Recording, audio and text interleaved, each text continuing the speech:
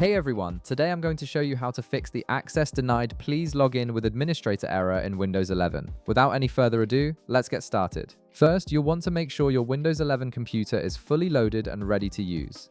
Give it a moment to complete its startup process so everything runs smoothly when we begin troubleshooting.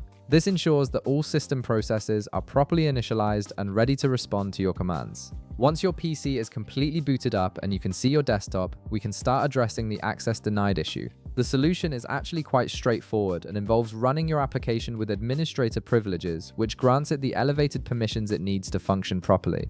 Navigate to your Windows desktop taskbar and locate the app or software that's giving you the access denied error. This could be any program that requires higher level permissions to run certain features or make system changes.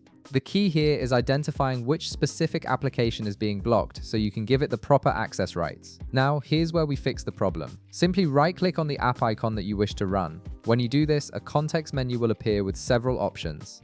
From this list of options, you'll prominently see an entry labeled Run as Administrator. This is exactly what we need to bypass the access denied restriction. Go ahead and click on it. After clicking Run as Administrator, a user account control window will pop up on your screen.